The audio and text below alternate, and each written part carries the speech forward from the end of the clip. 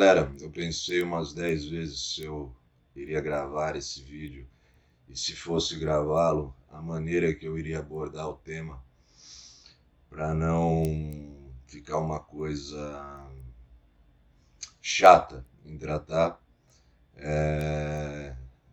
Então eu dei uma boa estudada e resolvi trazer ele nesse formato aqui para vocês. Acredito eu que não cairá numa segunda fase para investigador e nem para escrivão. Para delegado pode ser que caia, em outras carreiras também, pela profundidade da matéria e pela relevância em relação às atribuições do cargo que a gente propôs aqui a ajudar com os estudos. Mas é um tema atual, relevante, que tem repercussões muito práticas. Então, é importante frisar, antes de começar a aula, que os exemplos dados aqui, eles são lúdicos, não aconteceram com esse professor que vos fala, e muito menos com a sua equipe, tá certo? Então vamos ao tema aí, vamos iniciá-lo para que você tenha um primeiro contato com a matéria, falando de garantismo penal e direito penal garantista, como alguns preferem. Temos que a época dos meus estudos já era tratado e parece que vem ganhando cada vez mais força e tendo outras nomenclaturas, tá bom? Esse recado inicial. Vamos começar a aula e eu vou explicar o porquê a vocês do tema de hoje. Bom, vamos lá. Imagine vocês numa situação hipotética onde uma equipe de policiais, por receber diversas reclamações dos moradores do entorno de uma quadra poliesportiva, num bairro residencial, sobre o consumo e a venda de substâncias entorpecentes elencadas no rol 344 da portaria 344 da Anvisa.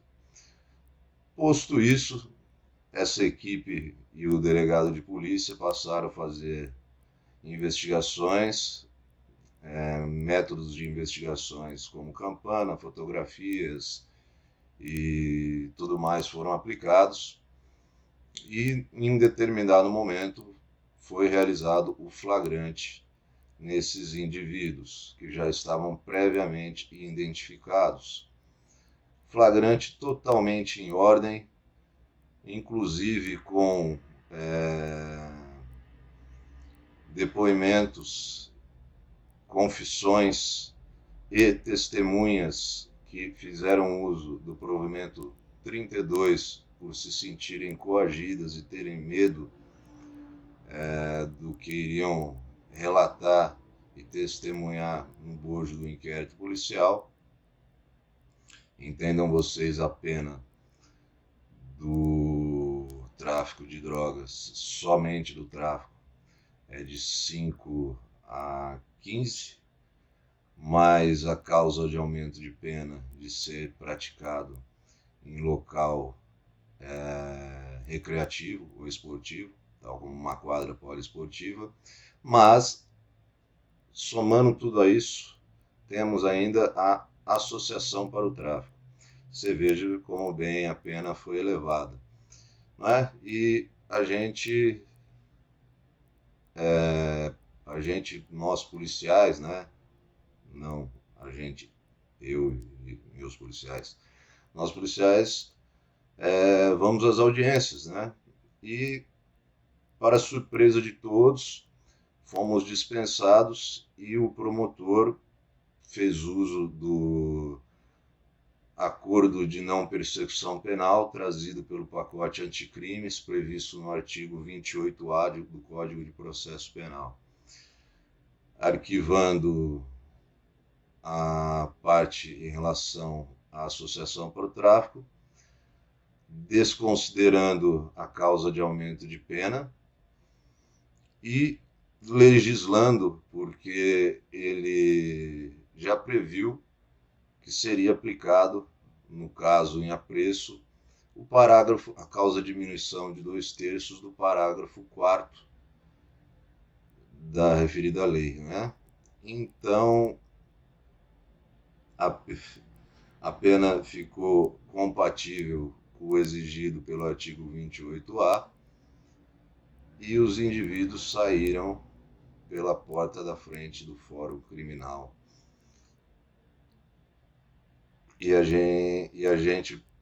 Nós policiais, perdemos o dia esperando a audiência e nem ouvidos foram.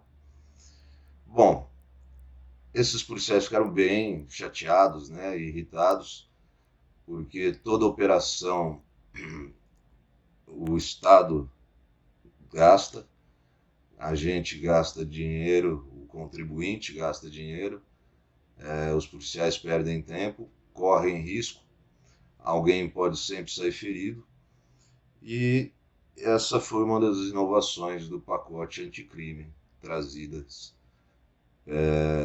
pela lei, né? Que alterou e propôs essa modificação no Código de Processo Penal. Isso vem há tempos acontecendo, né? E a gente vai iniciar, refletindo e antes de fazer qualquer tipo de desabafo, achei melhor pensar em trazer isso para um âmbito acadêmico e discutir sobre esse movimento do garantismo penal, do abolicionismo penal, dessa terceira via de função da pena, e explicar um pouquinho para vocês e chegar a discutir se o delegado de polícia também poderia fazer esse acordo de não persecução penal em sede de inquérito, já que cabe também ao promotor fazer. E a lei do pacote anticrimes, apesar de ser uma lei muito boa em determinados aspectos, ela deixou de lado um dos principais instrumentos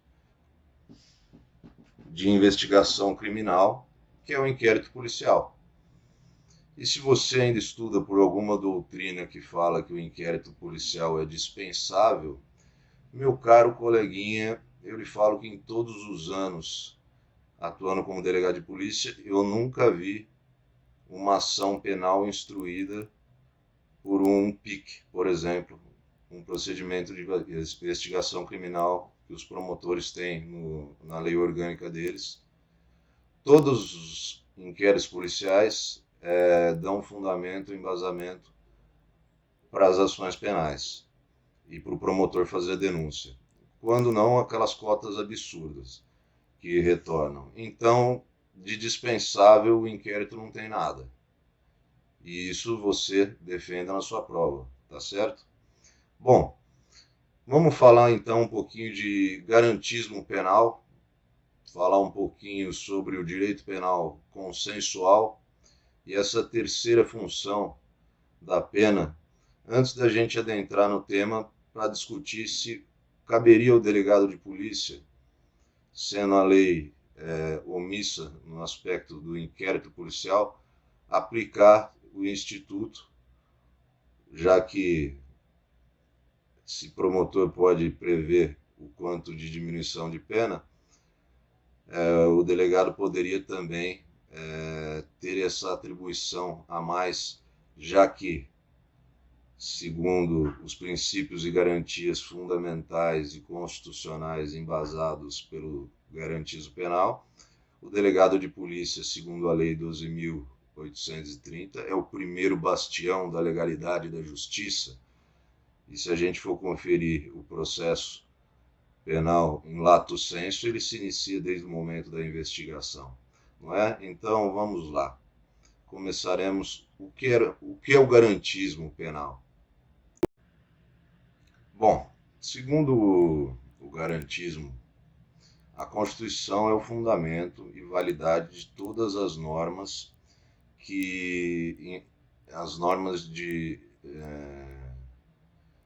validade infraconstitucional, né? E essas normas, elas têm que respeitar os direitos e garantias consagrados na Constituição Federal. Essas normas, elas se dividem em primárias e secundárias. As primárias, elas são os limites e vínculos normativos impostos na tutela do direito, ao exercício de qualquer tipo de poder.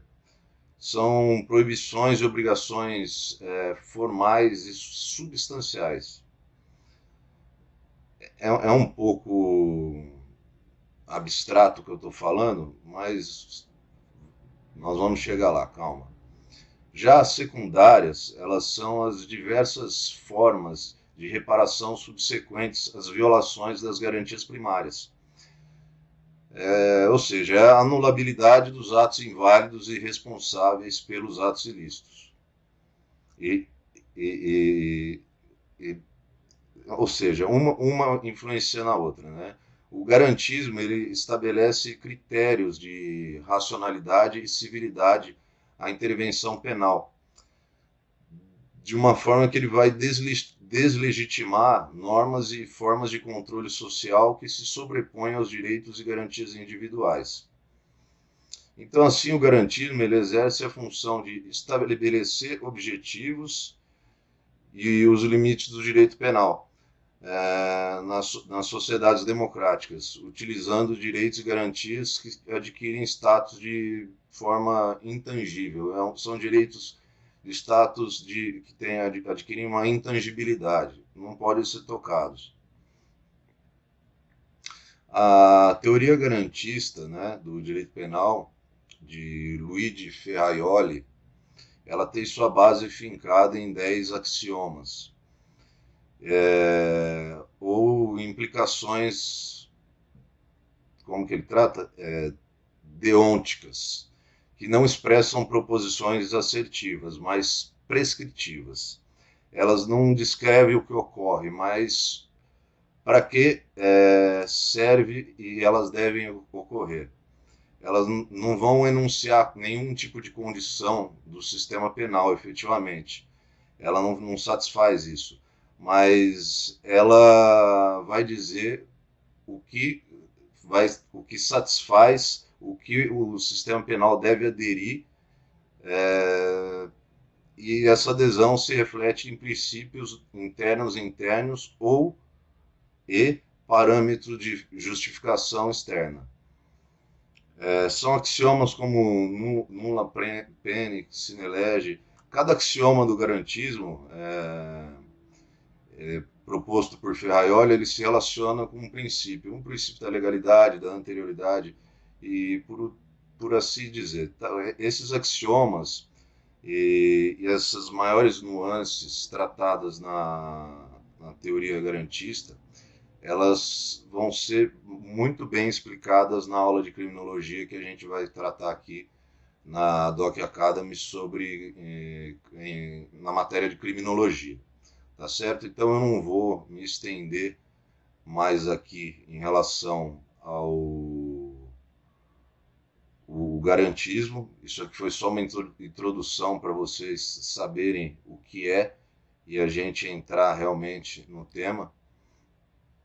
Essa foi uma introdução para tratar de um outro tema, que é a privatização do direito penal, o direito penal consensual, ou ainda, como eu disse, a terceira via da pena no direito penal. E para finalizar e esclarecer o tema aqui exposto, eu vou citar um autor, o Rogério Sanches Cunha, na sua última obra, salvo engano, que ele fala que, em se tratando de direito penal garantista, não se deve confundir com o abolicionismo penal, porque ambos discutem o direito penal, porém eles discutem o direito penal de uma perspectiva diferente, né? O direito penal mínimo, que é o abarcado pelo garantismo penal, ele propõe a diminuição no âmbito da intervenção estatal do direito penal, enquanto o abolicionismo ele propõe a total exclusão do sistema penal como instrumento de controle. Então, a gente tem que perceber que a teoria garantista que a gente acabou de falar incentiva o direito penal mínimo e a diminuição da intervenção do Estado em contrapartida ao aumento das garantias fundamentais do cidadão. Então, ele termina essa parte da obra dele falando que é um absurdo confundir, não tem cabimento o abolicionismo penal com o garantismo ou direito penal mínimo. Bom, vocês vão notar, falando de privatização do direito penal, como essa matéria se intercala com criminologia, principalmente na parte de vitimologia. A privatização do direito penal é uma expressão utilizada por parte da doutrina para destacar o papel da vítima no âmbito criminal. É um tema que está crescendo muito atualmente, como eu disse, desde a minha época de estudos para concurso nós já tínhamos alguns autores garantistas, como o Rogério Greco. Hoje isso está crescendo exponencialmente e os autores vêm escrevendo sobre isso, e a legislação, como é de praxe, né, vem acompanhando a doutrina e, em consequência disso, a jurisprudência também.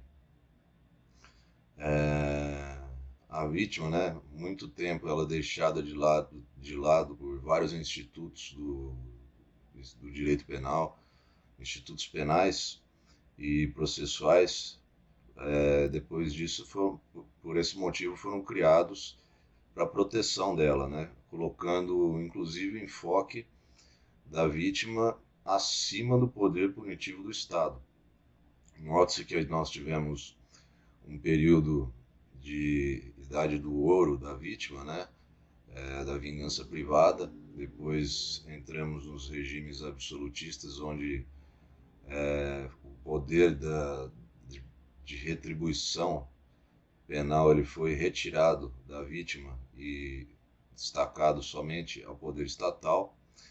Então, o dano causado pelo crime, finalmente, ele se encontra na linha do juízo da ação criminal hoje em dia. E tudo leva a crer que isso teve início com a Lei 9.099 de 95, que prevê uma etapa de composição civil entre os envolvidos no crime, né? Sendo que tal acordo, quando homologado, ele acarreta a renúncia no direito de queixa ou de representação, de acordo com o artigo 74 da Lei 9.099. Já a extinção da punibilidade, no cumprimento da suspensão condicional do processo, né, o sursi, no artigo 89 da mesma lei, e também temos o artigo 81 do Código de Processo Penal. São exemplos dessa terceira via de etapa no cumprimento da pena, que prevê a reparação do dano gerado pela vítima, né, o artigo 81. A Lei 9.719 de 98 também autorizou o juiz criminal, no momento da sentença condenatória, a fixar um valor para indenização, visando dessa forma reparar os danos causados pela prática da infração penal. Isso aí está previsto no artigo 387, inciso 4 do CPP. Então a gente nota que está se criando um campo fértil no cenário jurídico penal para a justiça consensual, né, que é caracterizada como uma nova perspectiva na solução do conflito instaurado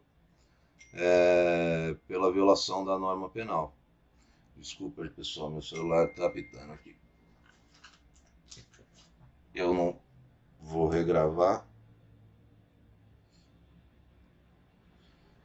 E, bom, vocês percebem que se trata de uma forma diferente de encarar o crime e os personagens que neles estão envolvidos, né?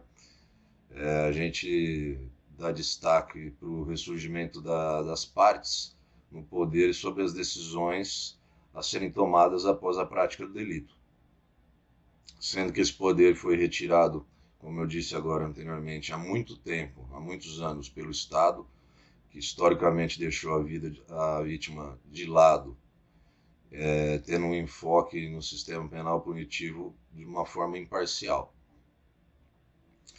Esse sistema é marcado pelo ressurgimento de uma terceira via que está, nesse momento, quebrando a dualidade da função da pena, né? Que até então a pena tinha ou era considerada com duas funções só, segundo até a célebre obra do Marquês de Beccaria dos Delitos e das Penas, né?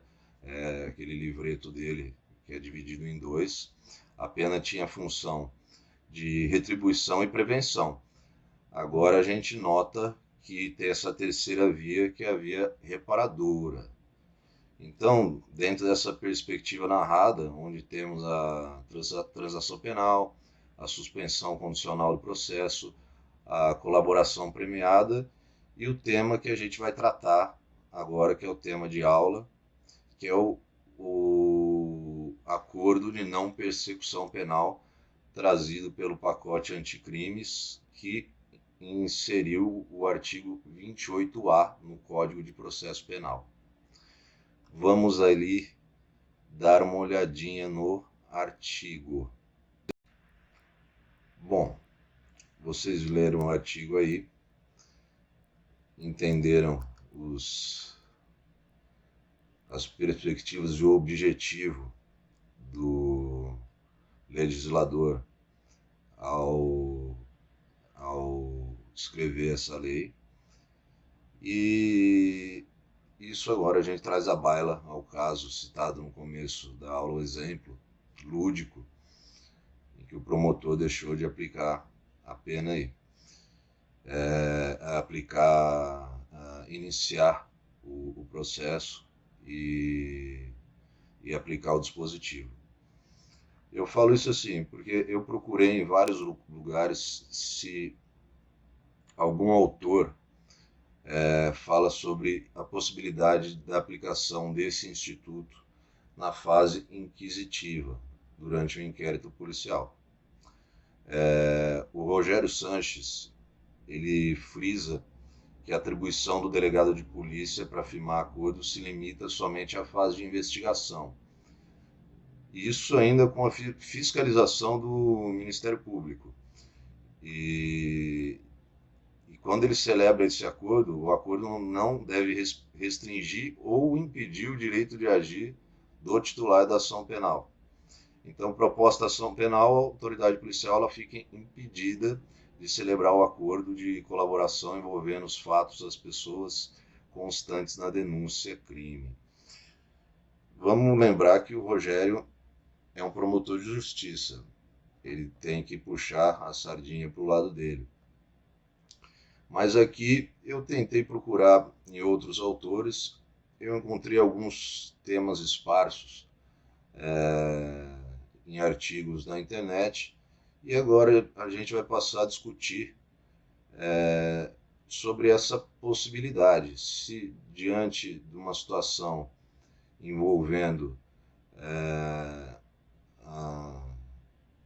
os aspectos que podem ser aplicados pelo dispositivo do 28A do CPP, o delegado de polícia ele poderia já, na fase pré-processual, realizar esse acordo ou não. E aí fica a pergunta para vocês. O que vocês acham? Pode, não pode?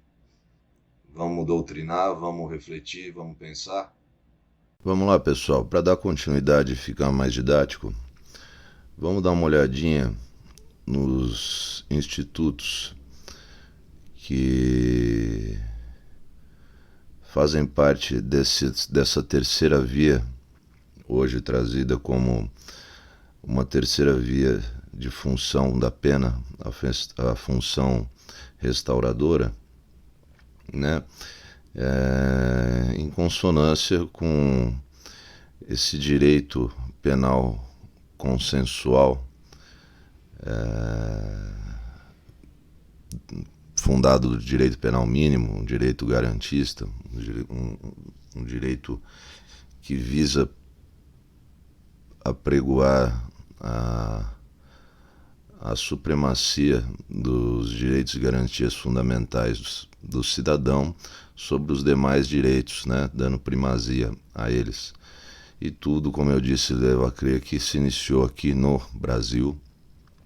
No direito internacional isso aconteceu anteriormente, mas no Brasil tudo teve início com a Lei 9.099 de 95, por meio da transação penal e da suspensão condicional do processo. Então a gente vai comparar um pouquinho um com o outro, depois fazer uma breve comparação entre o Instituto da Colaboração Premiada e do Instituto previsto no artigo 28A da não persecução penal, pelo fato de, se hoje, né, a carreira de delegado de polícia é considerada uma carreira jurídica e deve ter tratamento igual aos demais ramos e demais órgãos e funções jurídicas, sendo o delegado o primeiro garantidor da legalidade da justiça, o primeiro bastião dessa justiça, se seria possível ele também aplicar e que formas seriam essas de aplicação desse instituto, já que, de acordo com o garantismo, a gente tem que entender o direito penal processual de uma forma ampla, visando garantir e dar essa supremacia aos direitos fundamentais do cidadão, que vão começar desde a fase da investigação, da fase inquisitorial, não é? Então, todos esses questionamentos devem ser feitos, e para você que está prestando uma prova de cunho policial na seara policial, é importante você saber, caso você seja questionado sobre isso, e ter uma opinião formada. E pelo que eu vi, poucos autores se dispuseram a escrever sobre o tema. Autores que eu digo que tenham uma visão mais benéfica para as nossas carreiras, né? Dando maiores atribuições para as nossas carreiras. Eu vi alguns advogados e promotores escreverem sobre esse tema, e é óbvio que eles iam escrever de acordo com o que seja melhor para eles, né? Eles não querem perder atribuições, renegando ao inquérito policial sempre como um instituto dispensável, o que nós já discutimos aqui amplamente, que não é. Então vamos à transação penal prevista no artigo 76 da Lei 9.099 de 95. A gente vê aqui que o Ministério Público ele oferece para o autor dos fatos, na presença do seu advogado, uma medida despenalizadora que, se aceita e cumprida, evita o oferecimento da denúncia ou da queixa. Ele envolve crimes de menor potencial ofensivo, cuja pena máxima não seja superior a 2 anos. É um instituto pré-processual, concedido, ou seja, antes do processo ser iniciado. Ele não pressupõe a confissão ou o reconhecimento de culpa por parte dos autores dos fatos.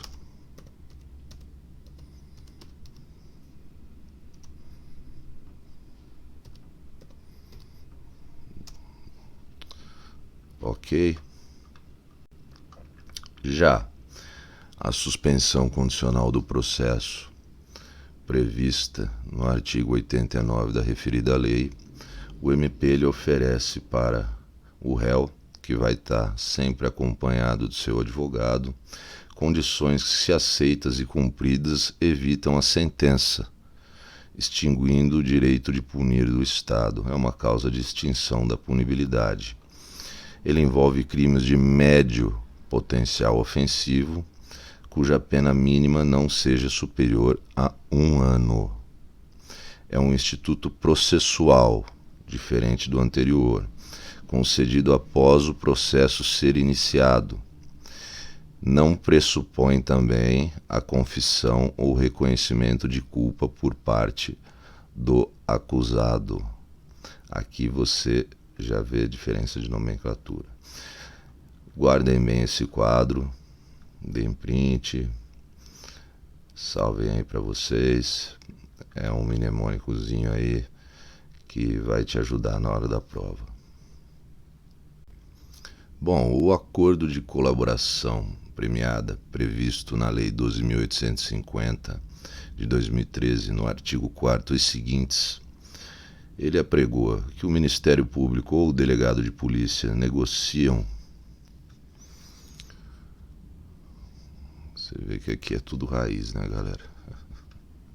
Com o integrante da organização criminosa, sempre acompanhado do seu causídico, do seu advogado, a sua colaboração em troca de um prêmio que pode ser ou perdão judicial, ou uma redução de penas, ou excepcionalmente o arquivamento da investigação pelo Ministério Público. Ele abrange crimes envolvendo o âmbito das organizações criminosas, pode ser concedido de forma pré-processual, processual ou até mesmo na fase de execução penal. Isso é importante, mas não faz parte da discussão aqui. Pressupõe a confissão e o reconhecimento de culpa por parte do colaborador, diferente dos anteriores, vocês perceberam isso.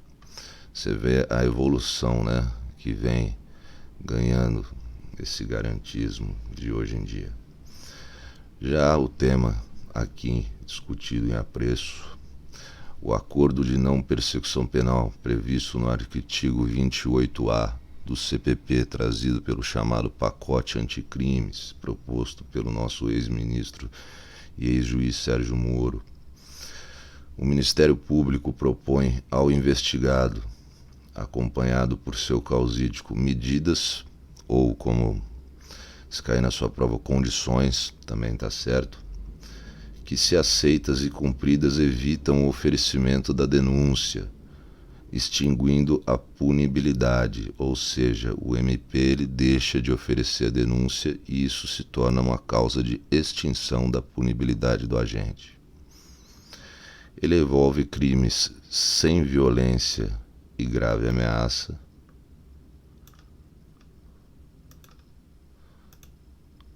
com pena mínima inferior a 4 anos.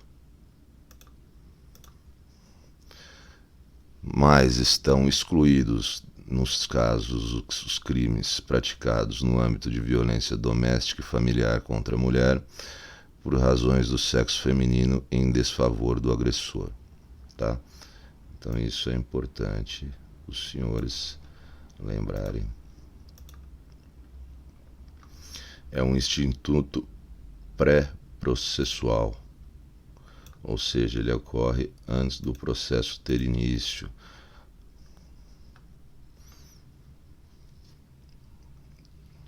E depois da audiência de custódia, isso é importante, viu? Pressupõe a confissão do investigado, ou seja, aqui já deve ter um inquérito policial. Se ele já é investigado, pressupõe que já exista um inquérito policial. Vocês vão entender o porquê que eu falo que tem que já existir um inquérito policial. Então, se já existe o inquérito policial, já há participação da polícia nesses casos. Então, seria possível o delegado de polícia, mesmo a lei falando que cabe ao Ministério Público propor, só que a lei ela tem que ser interpretada de acordo com os princípios e regramentos e regras jurídicas do sistema penal e o sistema constitucional como um todo. E se o garantismo ele pressupõe a supremacia dos direitos e garantias fundamentais sobre o cidadão, de forma a estar num patamar superior aos demais institutos infraconstitucionais, aqui a gente pode fazer um outro entendimento e dar uma outra visão, podendo chegar aqui no final da nossa conclusão. E a gente vai construir esse raciocínio, demonstrando que o delegado também poderá fazer esse acordo de não persecução, até por uma analogia em bona parte com o instituto anterior analisado, que trata que o delegado de polícia também pode fazer isso daí. Tá certo? Também é uma atribuição do delegado de polícia. Então gravem isso daí, tirei cópia e vamos seguir adiante. Mas antes de tudo, né, meus futuros colegas, vamos dar uma olhada na lei, porque eu sei que tem aluninho preguiçoso que sequer abriu o Vademecum, ou sequer abriu pelo menos o site do Planalto, tá bom? Aí do lado, vamos lá, artigo 28A, Código de Processo Penal. Não sendo o caso de arquivamento, entendo investigado, confessado formal e circunstancialmente a prática da infração penal, devendo essa ser sem violência ou grave ameaça e com pena mínima inferior a 4 anos, o Ministério Público poderá propor o acordo de não persecução penal, desde que necessário e suficiente para a reprovação e prevenção do crime, mediante as seguintes condições ajustadas, cumulativa ou alternativamente. Pode ser de forma acumulada ou de forma alternada. Fica uma questão que a gente vai discutir aqui mais para frente, esse poderá aqui, que existem duas correntes, uma que diz que esse poderá é um poder-dever, sendo um direito subjetivo do réu, não cabendo ao promotor, ao nosso ilustre membro do parquê, decidir se pode ou não, sendo o caso de estar presente os requisitos, e uma segunda corrente que é majoritária, que diz que não é um poder-dever e um direito subjetivo do réu, sim uma atribuição de escolha do Ministério Público, que pode ou não aplicá-lo, tá certo?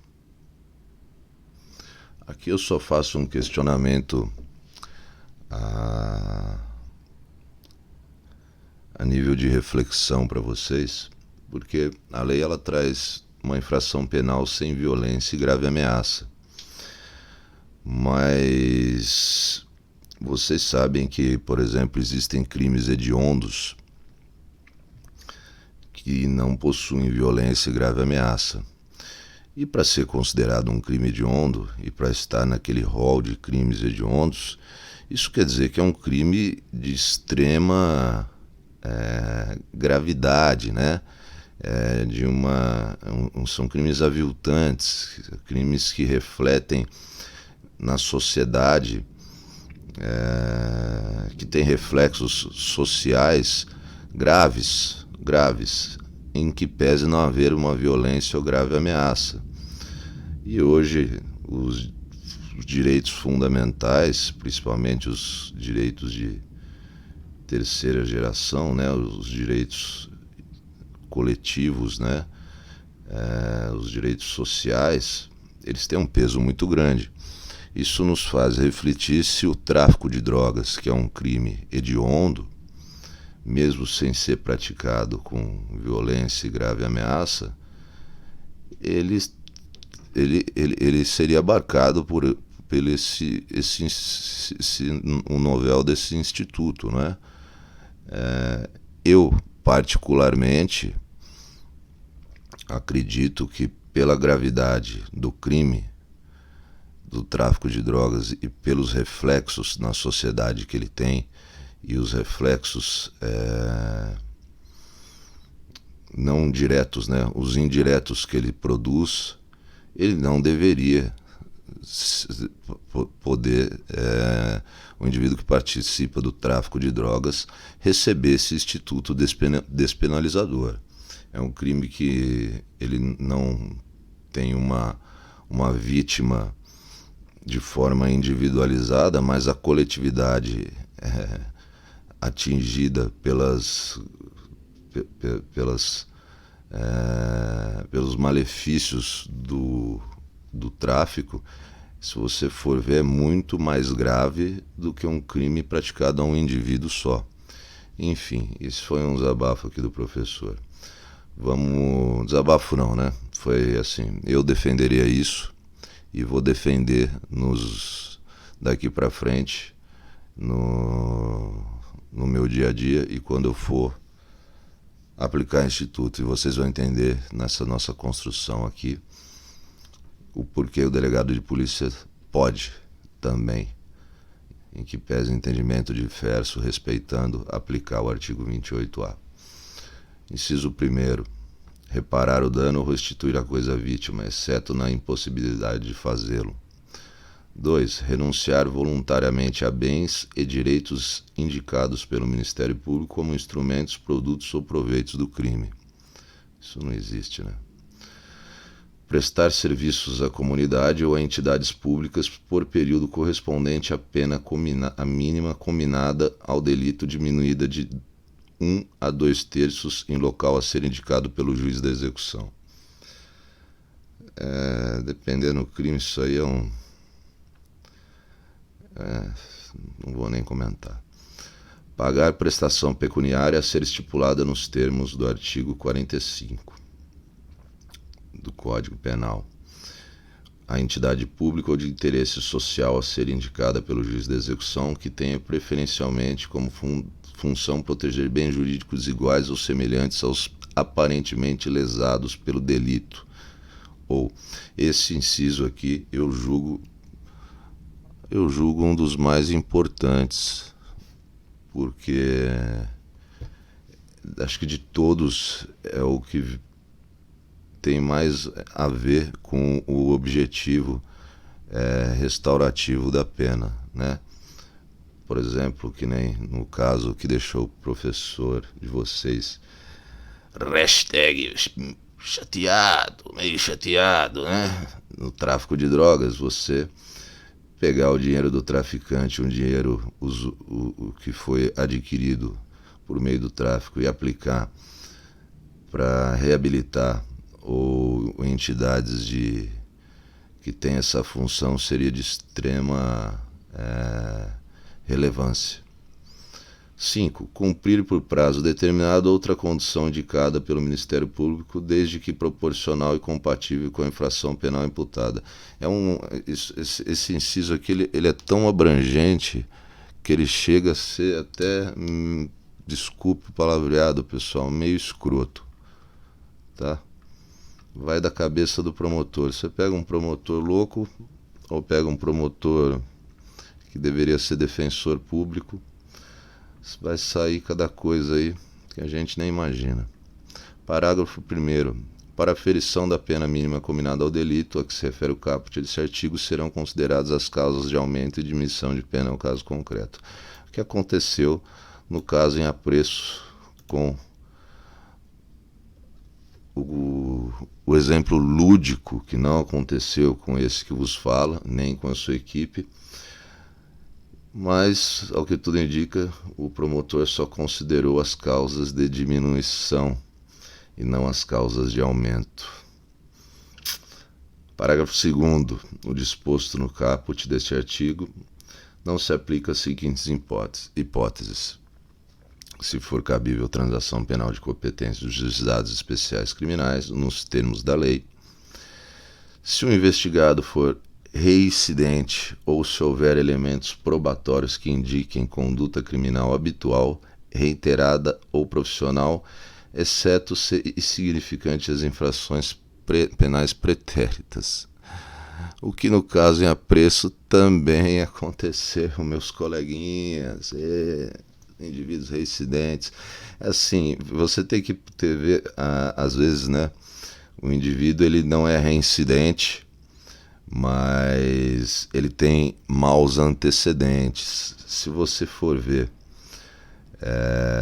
um exemplo, teoricamente, que quase nunca acontece na prática, daqueles indivíduos que, quando menores de 18 anos, cometem vários delitos, ao fazer 18 anos, eles não serão reincidentes se cometerem um novo delito. Só que eles são indivíduos com maus antecedentes. E isso deve ser levado em consideração. Por quê? Porque isso denota e indica que eles possuem uma conduta criminal habitual. Por mais que eles tenham cometido quando eram menores, isso demonstra uma reiterada ou profissão e capacidade voltada à criminalidade. Isso tem que ser levado em consideração. Então, me surpreende muito quando alguns aplicadores da lei se apegam à letra fria da lei em alguns momentos, e em outros momentos que ele poderia fazer uma analogia e uma interpretação analógica, ou ser um pouco mais coerente, ele deixa de fazê-lo. Ou seja, são dois pesos e duas medidas. Ter sido agente beneficiado nos 5 anos anteriores ao cometimento da infração em acordo de não persecução penal, transação penal, suspensão condicional do processo e... Isso aqui chama período depurador, né, galera? Que são aqueles 5 anos que o indivíduo ele passa sem cometer nenhum ilícito penal, ele deixa de ser reincidente, mas continua tendo maus antecedentes. Tá certo? Então, passando o período depurador,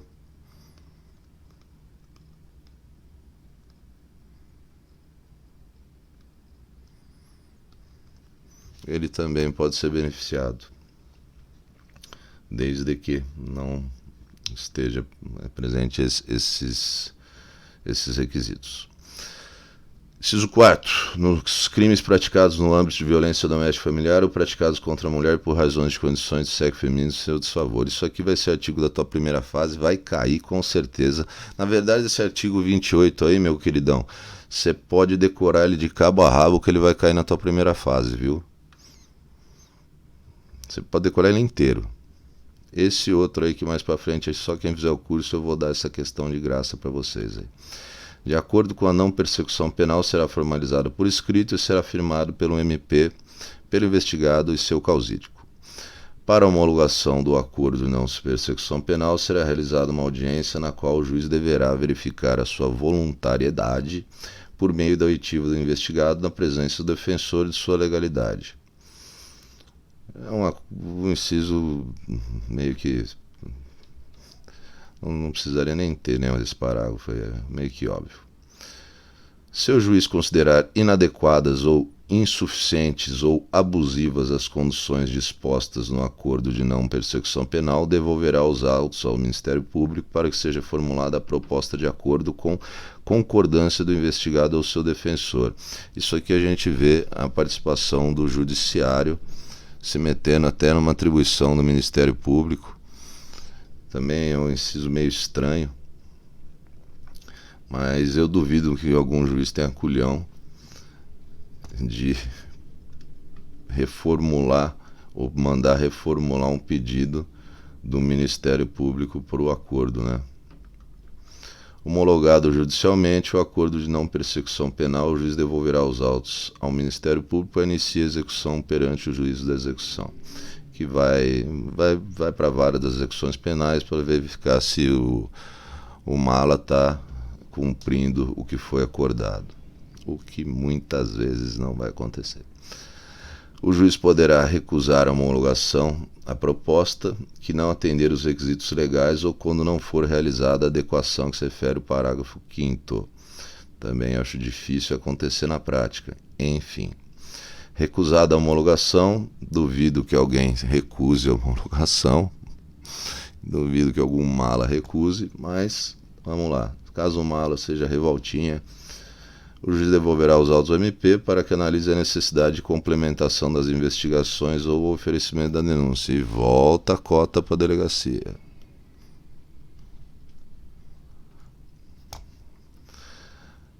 Aí você me pergunta, se volta a cota para a delegacia,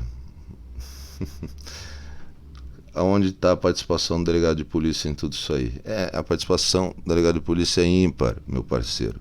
Que eu falo, esse pacote anticrimes, ele trouxe muita coisa boa, mas ele deixou de lado o principal instrumento de investigação, que é o inquérito, cara. É um absurdo esse pacote aí.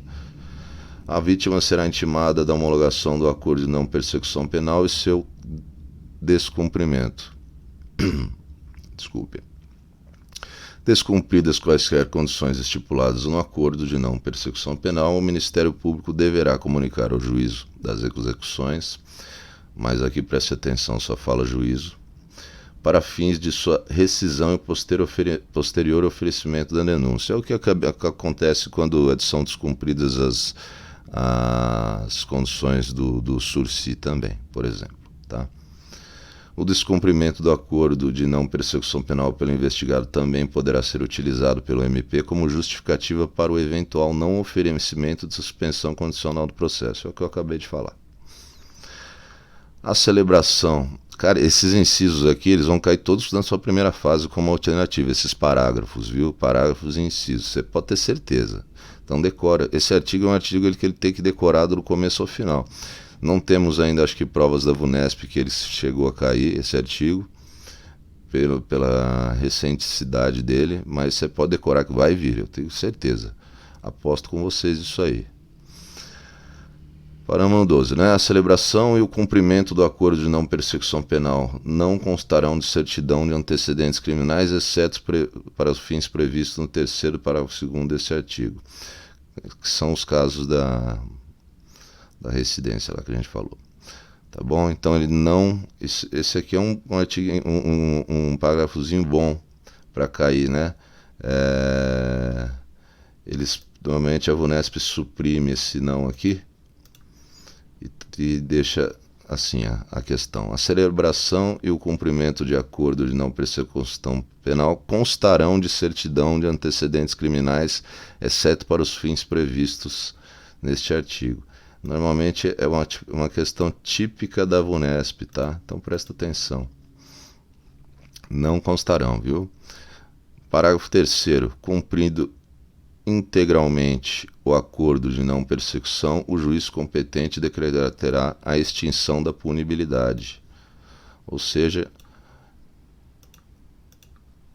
a natureza jurídica do acordo de não persecução penal é causa de extinção da punibilidade do agente. 14º parágrafo e último.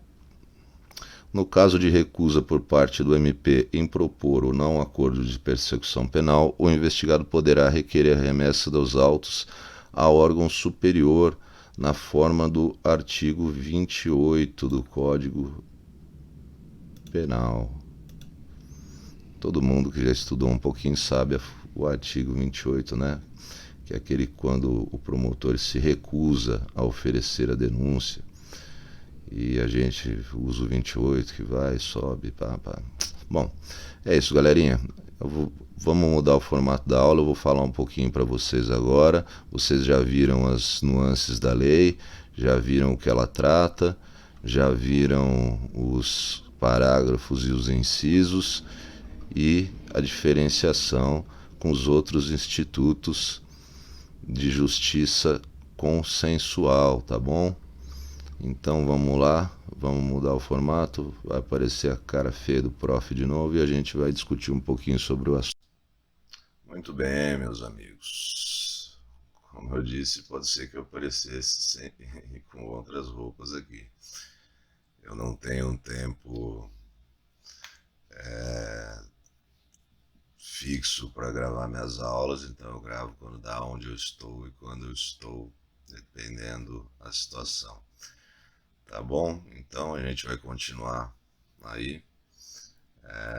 Eu fiz uma abordagem da lei na minha última gravação para trazer e mostrar para vocês algumas peculiaridades do Instituto e agora a gente vai construir o nosso raciocínio, tá? Como tem muita coisa para falar, talvez eu não olhe para vocês sempre diretamente para a câmera, porque eu também dessa vez eu tive que fazer um roteiro, porque o tema é complexo, né? E vai trazer muita discussão, com muito coleguinha aí que estuda para outras carreiras e outros coleguinhas que são muito garantistas e, e vão ver esse vídeo aqui só para criticar. Para esses meus sérios sentimentos de tristeza, porque o debate jurídico fomenta só a evolução e a melhora das discussões das ideias. Nenhuma ideia formada e perfeita, tá certo? Por isso que existe a jurisprudência nos tribunais e os desembargadores para trazer ideias novas, discutirem, elas serem discutidas e por isso que a jurisprudência muda. Bom, acerca das inovações trazidas pelo pacote anticrime, né, nos traz uma certa, vamos dizer assim, vamos adjetivar de uma maneira que não fique ruim, uma perplexidade. O fato de não haver essa abordagem direta do inquérito policial, já que esse é um instrumento primordial, né, na investigação em todo o país, em todas as ações. E como regra, já falei para vocês, ele é indispensável para a propositura de uma ação penal justa.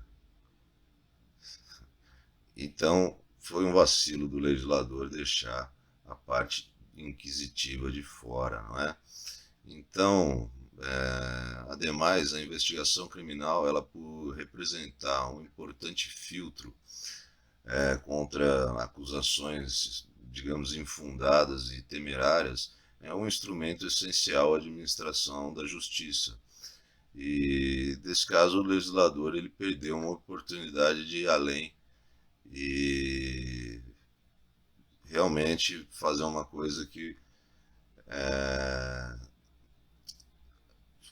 tivesse uma aplicação justa e influente e direta na persecução criminal. Ainda que disposições diretas atualizadas não tenham vindo, é necessário que o operador do direito, no caso nós, né, eu, o delegado de polícia e meus colegas, eles utilizem toda a sistemática atual de legislação para compatibilizar a investigação criminal com os princípios de direitos constitucionais convencionados conferidos aos envolvidos durante o inquérito. É o motivo pelo qual que a gente entende o quão importante é a abordagem desse tema aqui, que com certeza vai ser objeto de segunda fase em muitos concursos para delegado de polícia. Então, no que toca o acordo de não persecução penal, ele se trata de um verdadeiro instituto despenalizador, é uma causa de extinção da punibilidade. Ele tem esse viés de política criminal, que é típico desses institutos de humanização penais, né? Uma característica nítida de uma prática restaurativa, quando for o caso, né? Como a gente já disse nas primeiras aulas, é um olhar voltado à vítima, essa recuperação da vítima no sistema criminal, né? Conforme a gente verifica já no inciso 1º do próprio artigo 28A. Então, assim, analisando o acordo sob um enfoque principiológico, não restam dúvidas que a inovação desse instituto ele vem mitigar, ele vem trazer uma exceção ao princípio da obrigatoriedade da ação penal, né? Nas infrações, importante que vocês sabem, de médio potencial ofensivo. A gente já leu o artigo aí, já teve um mnemônico para vocês entenderem o porquê dessa construção, desde que estejam presentes os requisitos do caput, né, do artigo 28A, bem como não esteja o agente inserido em nenhuma das situações do parágrafo 2º desse mesmo artigo. Então a gente salienta, ainda que nos termos dos incisos do artigo 28A, estão os efeitos do ato imposto, do ato imposto pela lei para a realização do acordo. É um rol exemplificativo, conforme a gente já leu anteriormente no inciso 5. Então, conforme a gente viu no inciso 5, cumprir por prazo determinado outra condição indicada pelo Ministério Público, desde que proporcional compatível com a infração penal imputada. Bom, eu vou pegar minha colinha aqui e citar um dos autores que eu ouvi falar sobre o tema, tá bom? Para vocês entenderem. O Guilherme de Souza Nutti, para quem não conhece, ele sempre tem esse viés mais garantista, porque ele é um advogado, então é importante que na hora da leitura você leve isso em consideração. Então o Nutti ele aponta que o acordo de não persecução penal deverá funcionar antes do ingresso da ação penal em juízo, não envolvendo uma transação penal, já que esta é aplicada para infrações penais de menor potencial ofensivo. Ainda conforme o autor, que ele fala mais, não se trata de um instituto de plain bargain, conferindo um caráter de acordo definitivo, sem o devido processo legal, porque isso iria dar ensejo para questionar a constitucionalidade desse acordo. Tá certo? Então, é isso que o Nutti fala em relação ao artigo 28A. Já um autor que eu tenho muito apreço, por ter sido aluno dele, que é o Rogério Sanches, ele fala assim, né? Ele conceitua. É um ajuste obrigacional, não esqueceremos que aquela história de poder e dever, o Rogério Sanches, ele é promotor de justiça, um excelente promotor de justiça, então é óbvio que ele vai puxar a sardinha para o lado dele. Então ele fala que é um ajuste obrigacional celebrado entre o órgão de acusação e o investigado, assistido por advogado definitivamente homologado pelo juiz, no qual o indigitado assume a sua responsabilidade, aceitando cumprir desde logo condições menos severas do que a sanção penal aplicável ao fato a ele imputado. Isso é o que fala o Rogério Sanches.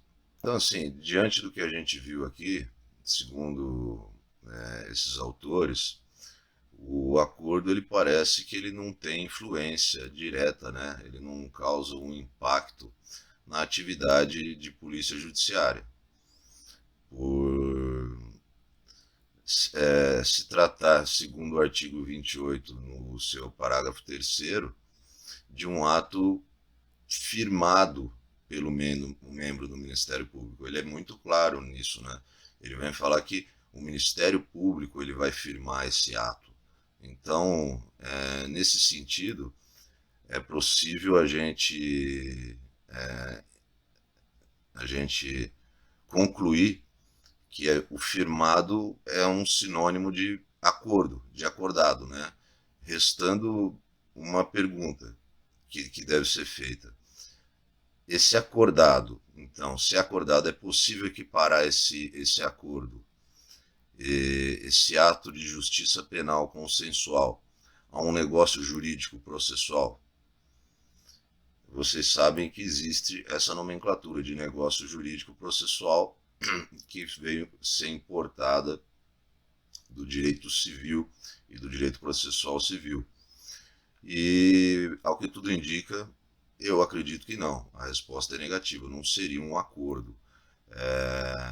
Uma porque um negócio jurídico ele possui seus efeitos amplamente produzidos de acordo com a vontade das partes, desde que não seja proibido e seja de uma forma execuível, né?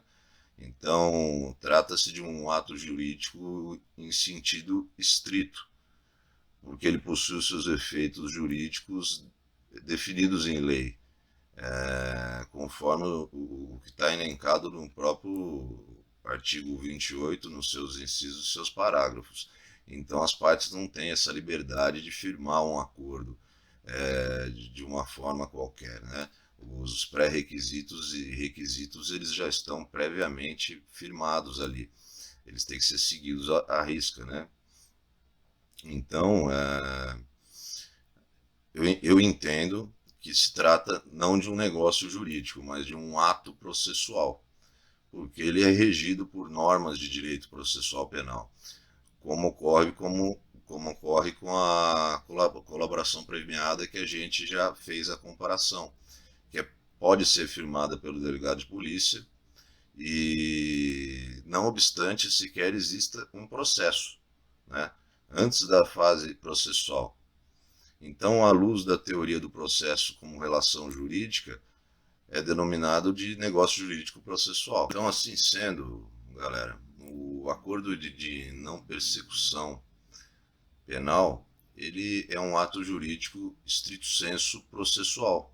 É um verdadeiro direito subjetivo do indiciado, conforme a gente está fazendo essa construção, né? Se você fizer uma leitura mais perfunctória, uma leitura mais assodada da legislação, do artigo, não haveria o porquê recair nenhum dever legal ao delegado de polícia quanto uma eventual sequer orientação do indiciado sobre a possibilidade da propositura desse acordo. E nesse sentido, muito menos a gente poderia entender qualquer requisição do membro do parquê para que esse acordo fosse firmado nessa fase, né? Contudo, se você for ver o direito processual penal brasileiro, conforme a gente já vem tratando, há muito tempo ele vem adotando essas ferramentas de promoção de justiça penal consensual, de justiça penal negocial. E não por outra razão que a lei já autorizou em outros institutos para esse fim, como a transação penal, a conciliação, a mediação, a suspensão condicional do processo. Então, se você for ver, não obstante a colaboração premiada ser conceituada como um negócio jurídico processual, ou seja, um meio de obtenção de prova, uma técnica, né, especial de investigação criminal, foi sedimentado a legitimidade e a capacidade postulatória naquela lei de organização criminosa do delegado de polícia em firmar esse tipo de acordo, né? Sendo ele o presidente da investigação criminal. Então fica óbvio que para ele deve estar dispostos as ferramentas e os meios legais para devolver à sociedade uma investigação efetiva de acordo com os princípios basilares, né, dos direitos e garantias fundamentais do cidadão. Seria uma discrepância numa lei que trata de organização criminosa a possibilidade do delegado de polícia em firmar esse acordo em crimes de tão gravidade que seriam crimes de organização criminosa, num acordo pré-processual de não persecução penal, ele não ter essa atribuição. Então esse fenômeno ele está inserido no que se denomina de terceira onda renovatória de acesso à justiça, né? É aquela terceira via, né? E onde se enfatiza a importância dos métodos alternativos de solução de litígio, que vai prestigiar a vítima por meio de uma justiça consensual, garantindo a celeridade na efetivação dessa entrega do bem da vida àquele que é o principal atingido pela prática delitiva, pela prática criminal. E se você for analisar, aqui em São Paulo, quem está prestando a prova aqui do estado de São Paulo, já foi criado os NECRIMs, né, os núcleos especiais criminais, para fazer esse tipo de acordo. Então, você nota o desenvolvimento no sentido dessa justiça penal restaurativa, existir essa possibilidade e ser um direito subjetivo do réu ou do investigado em ter essas benesses, mesmo antes do processo ser iniciado. Bom, eu já citei o exemplo do NECRIM aqui no nosso país, nosso estado de São Paulo, no nosso Brasil, e que funciona e funciona muito bem. E a gente pode falar também em um plano, em uma esfera internacional, do artigo 5º das regras de Tóquio, que tratam das medidas que podem ser tomadas antes do processo ser iniciado. O item 5 desse acordo de Tóquio, ele traz que a polícia como ferramenta de justiça penal consensual também. Então, se você for pegar o que traz o plano internacional a respeito do tema, ele vai dizer que sempre que adequado e compatível com o sistema jurídico, a polícia, o Ministério Público, outros encarregados de serviços da justiça criminal podem retirar os procedimentos contra o infrator, considerando que não é necessário recorrer a um processo judicial com vistas à proteção à sociedade, à prevenção do crime, à promoção do respeito pela lei ou pelos direitos da vítima. Então, pessoal, vocês perceberam que nesse viés o acordo de não persecução penal ele se encontra na mesma toada da prática restaurativa da transação penal, com uma diferente, mas importante ferramenta, né? A transação penal é um instituto, como já visto, da Lei 9.099 de 95, cujo procedimento é de menor complexidade, porque dispensa a instauração do inquérito policial, e não sendo o caso do Instituto da Não Persecução, né? Porque o Instituto da Não Persecução ele pressupõe a instauração formal do inquérito policial, por ser aplicável a crimes cuja pena mínima seja inferior a 4 anos. Então, portanto, em crimes de médio potencial ofensivo. Isso visto que não se aplicam àqueles que houve o emprego de violência ou grave ameaça, e também a gente vamos salientar que aqueles empregados contra o sexo feminino em razão de violência doméstica familiar, como já foi tratado nos incisos anteriormente. Então, em paralelo a isso, é importante a gente salientar que uma corrente majoritária entende que a transação penal ela se trata de um poder-dever. Eu já falei isso anteriormente, do Ministério Público. E de forma minoritária, um direito subjetivo do autor. Que de certa medida as duas correntes elas convergem para que seja de uma forma oportuna aplicado o instituto ao investigado, né? E vai sobrar para o membro do parquê a obrigação de uma forma oportuna, aplicar inclusive o artigo 28. Então, por analogia, ou até mesmo buscando uma intervenção do Poder Judiciário por meio de uma ação constitucional, a gente nota que deve haver uma simetria entre esses institutos, tendo em vista que, se preenchidos os requisitos de não persecução penal, cabe o agente do Ministério Público ele propor esse instituto. Em caso de que ele negar ao indiciado ou investigado esse direito, como visto, né, anteriormente, ocorreria o arquivamento do inquérito e recurso e haveria um recurso em instância de revisão. E caso no procedimento ministerial, a aplicação do artigo 28. Né? A gente percebeu isso aí.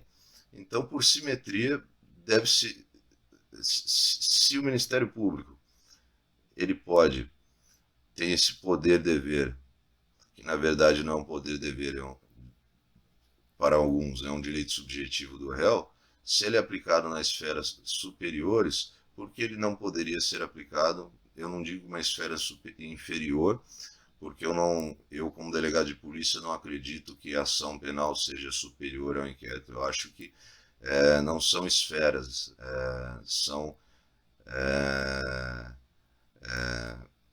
meios de investigação de prova que se inicia num processo de uma forma lata com a investigação criminal, com a investigação em sede de delegacia. Então, assim sendo, após a gente contextualizar os institutos, né, despenalizadores e os fins que esses institutos levam, de forma em apertada síntese, ao analisarmos as distinções, né, e as regras inovadoras do acordo, em consonância com o seu sentido, vamos dizer assim, ontológico, o porquê, né, do que ele foi feito, qual foi o que ele buscou e o que a gente já foi tratado, sendo ele um direito subjetivo do indiciado ou um poder-dever do Ministério Público, ao mesmo tempo ele se trata de um ato jurídico estrito sensu, processual, né? Seria assodado e a gente seria até de uma forma, seria forçoso a gente concluir que seria uma regra hermenêutica onde há o mesmo fundamento, há o mesmo direito. Existe até um provérbio latino que fala disso, ubi idem ratio, ibi idem ius, alguma coisa assim. Então, não tem cabimento. Então, logo, não obstante essa formalização do acordo esteja previsto somente ao membro do Ministério Público, é possível e muito claro chegar à conclusão que cabe ao presidente do inquérito policial, sob até uma pena de improbidade administrativa, a elaboração, a falta da indicação da possibilidade da propositura do acordo, né? Então, existem agora alguns questionamentos que devem ser feitos, né? Como seria feito essa indicação, a tal propositura do acordo? Existe um professor do Rio de Janeiro que escreveu sobre o tema, um delegado de polícia, que eu sigo há muito tempo. Até essa aula foi um tanto baseada no que ele escreveu. Ele trata que deveria haver uma elaboração de uma minuta, né, de um acordo de não persecução, assumindo um formato de protocolo de intenções, né, que seria um instrumento utilizado quando na necessidade de colaboração entre os órgãos de investigação e acusação. Então, a adoção desse citado protocolo pelo delegado de polícia, ele tem por objetivo evitar a realização de meios investigativos de forma inútil, né? O que evitaria que eu falei, a improbidade administrativa, que ao final serão descartados, né? Esses meios inúteis de investigação, eles seriam descartados, o que iria denotar um desperdício de recursos materiais humanos pelo Estado, o que flertaria até mesmo como a já citada improbidade administrativa, já que, sabendo desde o início que a investigação e que o investigado, confessando na presença do advogado a prática delitiva e ainda presente os requisitos para a realização de um futuro acordo, houvesse o prosseguimento de um inquérito policial. Então ele propõe que haveria necessidade dessa minuta, propondo o acordo e que essa minuta fosse encaminhada ao Ministério Público. É uma saída interessante, mas eu, como delegado de polícia, confesso que seria uma saída, mas não seria a saída mais adequada, tá certo? Aqui eu vou, com data máxima vênia, ler o que o professor escreveu, o que o colega escreveu, porque eu achei interessante em relação a essa parte dessa minuta. Observe que não estamos dizendo que o delegado de polícia também possui tal atribuição, que é a atribuição de oferecer o acordo, o que não impede, presente os requisitos, advertir o investigado quanto à sua respectiva expectativa de direito para a realização do acordo, invocando-se o artigo 3º, inciso 8º da Lei 12.850 de 2013, inclusive aplicando por analogia em qualquer inquérito policial na forma do artigo 3º do CPP, o Instituto da Cooperação entre instituições em busca de informações de interesse da investigação. Você vê que ele faz uma analogia com a possibilidade do delegado de polícia ter essa atribuição no caso da colaboração premiada, mas ele trata que, no caso, a lei, desse caso, a lei ela é explícita que o MP faz esse acordo, a gente já discutiu se é um negócio jurídico processual ou não, mas ele fala que nada impede o delegado de polícia de provocar o Ministério Público em relação à possibilidade desse acordo, e ele fala, pela analogia da lei dos crimes organizados, ele ainda cita o Instituto da Cooperação entre as instituições, que é muito esquecido por vários membros do Ministério Público. A gente tem que trabalhar juntos, então isso é importante. Isso, se você falar isso numa prova oral, numa segunda fase, você vai deixar o seu examinador de boca aberta, porque decorar a lei é muito fácil, mas você e o colega do Rio de Janeiro, ele foi muito feliz em fazer isso aí, você misturar os institutos das leis de acordo com o ordenamento jurídico vigente, embasando em princípios e compilando esses princípios de acordo com uma maior efetividade no desempenho da atribuição que é inerente à sua carreira, é fantástico. Então, eu convido vocês a darem uma leitura boa depois nesse artigo desse professor, até porque muitas ideias dessa aula aqui foram tiradas do artigo desse professor, que foi um dos poucos que eu encontrei que escreveu sobre o tema. Outro ponto importante aqui ressaltar é que o artigo 28, né, ele não pode ser proposto na audiência de custódia. Entenda, galera, que a audiência de custódia ela visa analisar a formalidade do flagrante.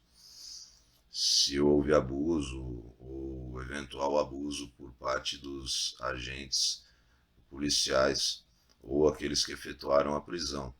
Então, se você propuser esse acordo antes da audiência de custódia, você vai estar ultrapassando ou sobrepujando as esferas que a lei prevê para o artigo 28A, que necessita da instauração de um inquérito policial. E você sabe que o inquérito policial ele pode ser instaurado por portaria ou mediante prisão em flagrante. No caso da prisão em flagrante, deve haver audiência de custódia, então você ia subverter os atos processuais se fosse realizado no momento da custódia ou em momento anterior à custódia. Então, hipótese alguma, ele é realizado antes dessa audiência. Isso é importante vocês saberem. Isso pode cair também, como eu disse, numa leitura dos incisos aí, numa primeira fase. Uma segunda fase é difícil, talvez num exame oral o examinador possa te perguntar se esse acordo de não persecução penal pode ser oferecido durante a audiência de custódia. Não, não pode. E para finalizar, dando até o meu ponto de vista sobre o tema, que recentemente eu vivi na prática, se a gente for por fim, assim, existem muitos pontos ainda a serem abordados, né? Mas eu acho que o mais importante deles é a gente analisar que, se frente aos elementos para o oferecimento do acordo pelo Ministério Público, se o delegado de polícia ele pode realizar esse ato que seria realizado pelo MP. Esse professor entende que o delegado de polícia, se estando presente os requisitos que autorizariam o Ministério Público a realizar o ato de não persecução penal, o delegado de polícia ele também poderia deixar de lavrar a prisão em flagrante delito e conceder a liberdade provisória ao conduzido. A gente já tratou aqui que o direito brasileiro, né, ele vem cada vez mais privilegiando esse sistema de justiça consensual. Ele vem inovando e trazendo ao ordenamento a possibilidade da não persecução penal em face daquele que, por momentânea situação, de forma adversa, tenha praticado um delito de média gravidade, que é o caso, né? Então, nessa hipótese, não estando presentes os requisitos para a decretação da prisão preventiva do conduzido, e estando presente aqueles requisitos que ensejam o oferecimento do acordo pelo Ministério Público, eu acredito que existe a possibilidade do delegado de polícia deixar de lavrar o auto de prisão em flagrante, instaurando, obviamente, não de forma arbitrária, ele vai ter que instaurar um inquérito policial e indiciar o investigado. Ele só vai deixar de lavrar a prisão em flagrante. Isso já acontece, já existem os NECRINs que prevêem esse acordo. Se existem os NECRINs, e havendo essa possibilidade quase certa do Ministério Público aplicar o Instituto, por que não o delegado de polícia não teria essa atribuição também? É óbvio que não seria uma coisa que ele decidiria de forma subjetiva, ele simplesmente, ao analisar juridicamente, ele teria que fundamentar isso daí, baixar uma portaria, instaurar um inquérito policial, indiciar o investigado e, conforme o nosso colega do Rio de Janeiro, fazer essa carta de intenções aí, demonstrando ao Ministério Público a necessidade de que se afirme esse acordo antes do oferecimento da denúncia. Então, assim, é importante a gente consignar que a Constituição brasileira ela prevê a liberdade do indivíduo como regra, a qual ela consagrada em conjunto com o princípio da dignidade da pessoa humana, ela dessa forma que eu expus aqui, ela inviabilizaria a prisão de alguém sob a qual, numa leitura primária do caso, não iria recair em processo, diante da possibilidade da realização desse acordo. Então, se você for analisar de uma forma conglobante os princípios trazidos pela Carta Magna, as normas infraconstitucionais, os direitos e as garantias fundamentais, é obviamente possível o delegado de polícia realizar esse acordo, sim, tá? A maneira que ele seria realizado somente que deve ser discutido. Eu, no caso, acredito que o inquérito deva ser instaurado, o indivíduo deve ser indiciado e no relatório o delegado de polícia constar a necessidade e representar pelo acordo, numa forma postulatória, como ele faz em relação a prisões temporárias, a prisões preventivas e por assim dizer.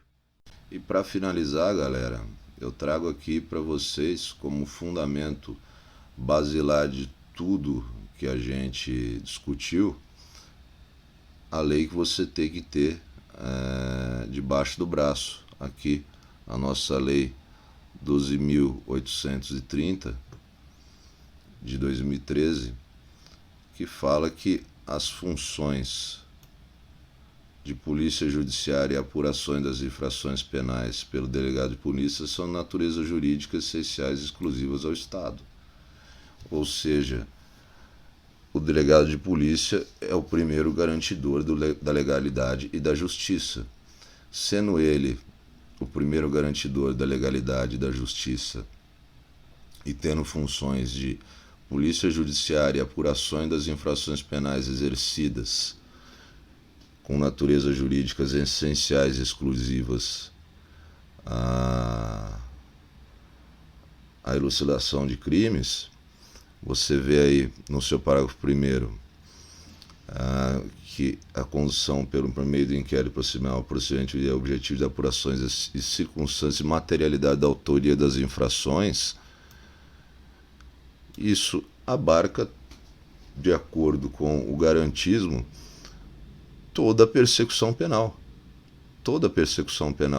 e investigativa, sendo o delegado de polícia também obrigado, pelos direitos e garantias fundamentais do cidadão, a aplicar todo e qualquer instituto que possa beneficiar direitos e garantias fundamentais. Ele estaria ou prevaricando se ele não aplicasse, ou abusando de sua autoridade, ou praticando algum outro delito, uma improbidade administrativa, sendo que ele poderia aplicar e ele deixou de aplicar. Tá certo? Então, ficamos por aqui. Espero que não tenha sido muito prolixa a minha explicação e vocês tenham tirado algum proveito. Foi um tema um pouquinho mais profundo para as demais carreiras do concurso de investigador e de escrivão, mas o professor aqui ficou um pouco chateado com o que aconteceu pela liberação dos indivíduos. Isso me fez refletir, então em vez de chegar aqui e bravejar e falar um monte de imperpérios, eu preferi analisar a situação e demonstrar para vocês o quão é importante o estudo da lei, o estudo do policial, e você investigador e você escrivão, que na prática vão fazer os interrogatórios, por vezes as entrevistas e as diligências, em seus relatórios de investigação, orientar ao delegado de polícia sobre uma possível representação pelo acordo de não persecução. Ou, de acordo aí, vamos ver como vai ser a doutrina daqui para frente de quem vai escrever, como se daria, se feito em sede de delegacia, esse próprio acordo, se seriam enviados ao NECRIM. Isso aí agora só o tempo irá dizer, mas cabe a gente refletir, julgar, e nós, como policiais, defendemos a nossa participação nisso tudo, já que nós que investigamos, nós que prendemos e nós que levamos à justiça. Então, para a gente não passar esses nervosos e chateações, caso o indivíduo já não seja preso, se a gente perceber que não adianta, por exemplo, prender indivíduos por tráfico de drogas, mesmo sendo reincidentes ou tendo condições desfavoráveis, para que a gente vai continuar numa investigação que vai saber lá na frente que os indivíduos vão ser soltos. É mais fácil, menos custoso para o Estado que seja já celebrado esse acordo em sede distrital.